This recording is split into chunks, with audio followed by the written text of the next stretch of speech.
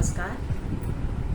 मैं आस्तिक हूँ और मेरा ऐसा मानना है कि ईश्वर पर परम आस्था और श्रद्धा के द्वारा ही हम अपने सारे कार्य पूर्ण कर सकते हैं।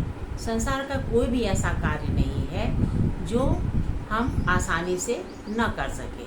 आज मैं कहानी सुना रही हूँ। एक विधवा ब्राह्मणी और एक छोटे बालक की। एक विधवा ब्राह्मणी थी, बहुत ही निर्धन थी। उसका एक पुत्र था, उसका नाम था जटिल।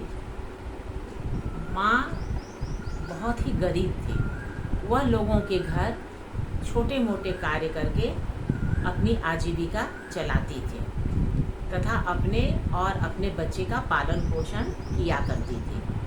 वह बहुत ही ईश्वर भक्त थी, हर समय ईश्वर की भक्ति में लीन रहती थी और उसे ऐसा विश्वास था कि उसका जो भी कार्य होगा सब हरि पूर्ण करेंगे। उसका जो बालक था वह धीरे धीरे बड़ा हो रहा था। उसे अपने बेटे के भविष्य की बहुत ही चिंता थी। उसने सोचा कि उसका बालक भी पढ़ लिख कर एक अच्छा और सद्चरित्र आदमी बने। वह एक जमींदार के घर में भी काम करती थी। एक दिन उसने जमींदार से प्रार्थना की कि मेरे बेटे का दाखिला भी विद्यालय में करवा दीजिए। जमींदार बहुत ही भला आदमी था। उसने पास के गांव में उसके बेटे का नामांकन करवा दिया। विद्यालय पास के गांव में था। प्रथम दिन उसकी माँ अपने बेटे को लेकर गई। रास्ते में जंगल पड़ता था तो उसने पहुंचा दिया, लेकिन जटिल अकेले ही आया। उस समय थोड़ी सी शाम हो गई थी। जटिल को रात में बहुत ही डर लग रहा था तो वह दौड़ते दौड़ते आया और माँ के पास आकर गिर गया। तो माँ ने सोचा कि शायद गुरुजी ने मारा है, तो कहा कि क्यों बेटा, तुम्हें गुरुजी ने क्यों मारा? क्या तुमने शरारत की थी? तो कहा कि नहीं माँ, शरारत तो नहीं की थी, लेकिन जंगल में मुझे बहुत ही डर लग रहा था।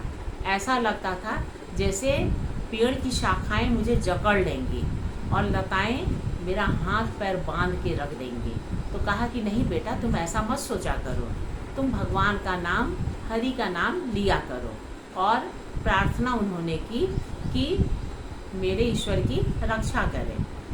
तो कहा इसी क्रम में जटिल ने कि माँ, अगर कोई मेरा भाई होता तो कितना अच्छा होता, या कोई संगी साथी होता तो कितना अच्छा होता है, मैं उसके साथ गपशप करके आराम से रास्ता पार कर लेता।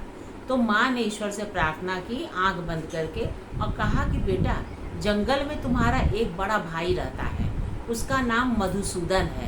अगर तुम उसे बुलाओगे आवाज़ देकर तो वो अवश्य चला आएगा। तो कहा कि सच में माँ? तो कहा हाँ बेटा, वो बिल्कुल चला आएगा। तो कहा कि तुमने कभी इस बारे में बताया नहीं? तो कहा कि नहीं बेटा, वो तुम्हें तो कभी नहीं बताया, लेकिन वह जंगल में रहता है और जब बुलाओगे तब वो आ जाएगा। उसके हाथ में हमेशा बांसुरी रहती है और वह सिर पर मोर का पंख लगाए रखता है, सिर के मुकुट में मोर का पंख लगाए रखता है, तो उसे आसानी से पहचान लोगे। तो कहा कि ठीक है माँ। वह बड़े उत्साह से खा पीकर विद्यालय के लिए रवाना हुआ।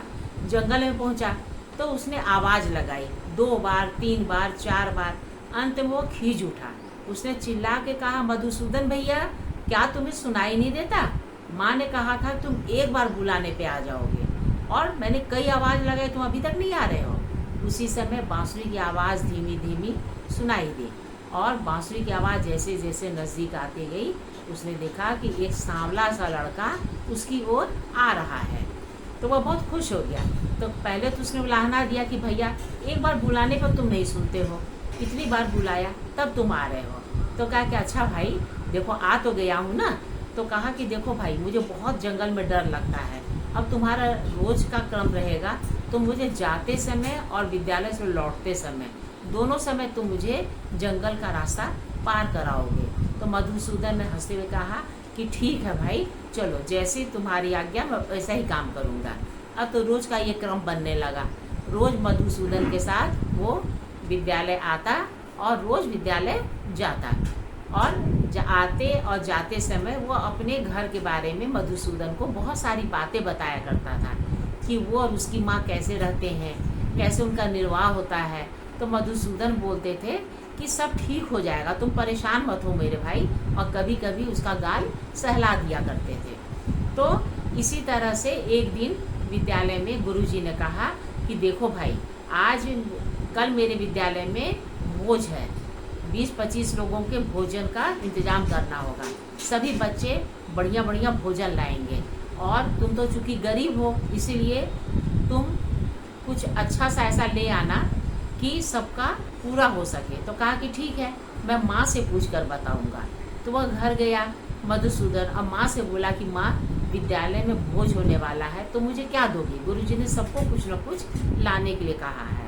तो कहा कि ठीक है बेटे, मैं सोचती हूँ क्या दिया जा सकता है।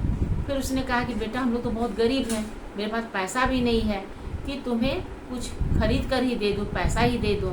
तो कहा कि अचानक उसे ध्यान आया, उसने आंख बंद करके ईश्वर से प्रार्थना की और कहा कि देखो, जंगल में जो तुम्हारा भाई रहता है उससे तुम कहना कि वो कुछ ना कुछ प्रबंध कर दे। तो कहा कि वो भैया कर देगा? तो कहा हाँ बिल्कुल कर देगा, वो संसार का रखवाला है, क्यों नहीं करेगा, बिल्कुल कर देगा। तो कहा कि ठीक है माँ।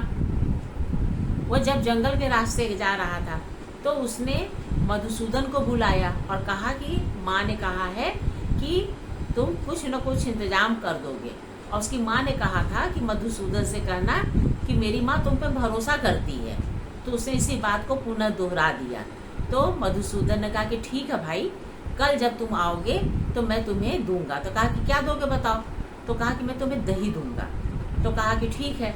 जब वह विद्यालय पहुंचा तो गुरुजी ने कहा कि देखो, कल सबको लाना है। तो कहा कि ठीक है भाई। वह पुनः घर गया और जब अगले दिन विद्यालय पहुंचा तो उसने फिर आवाज़ लगाई कि मधुसूदन भैया, मधुसूदन भैया। मधुसूदन महाराज प्रकट हो गए। तो कहा कि मेरे लिए क्या लाए हो? तो मधुसूदन के हाथ में एक छोटी सी मटकी थी।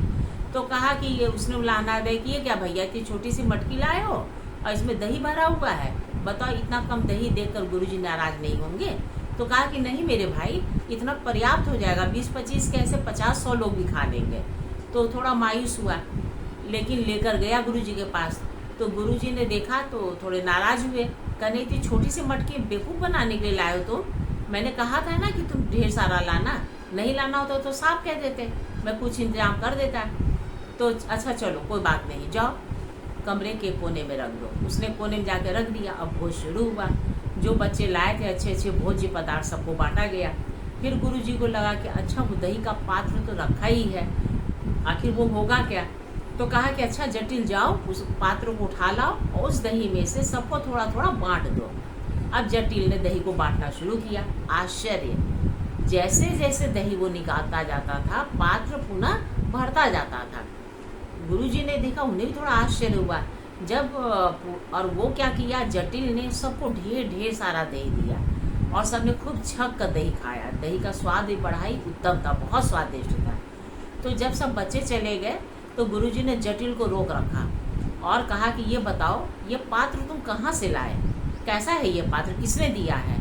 तो कहा कि इसे मेरे भाई ने दिया है। तो कहा कि भाई, तुम्हारी माँ ने तो कहा कि तुम्हारा कोई भाई नहीं है। तो कहा नहीं गुरुजी, मुझे भी पहले पता नहीं था कि मेरा कोई भाई है, लेकिन माँ ने बाद में बताया कि वो जंगल में रहता है, उसका रंग सांवला है, वो हमेशा बांसुरी बजाता है और मोर के पंख का मुकुट पहनता है, तथा गायों को चराता है। तो गुरुजी ने कहा अच्छा। तो बोला कि ये मटकी उसी ने दी है? तो कहा हाँ गुरुजी। ने कहा चलो मुझे दिखाओ। तो बोला चलिए।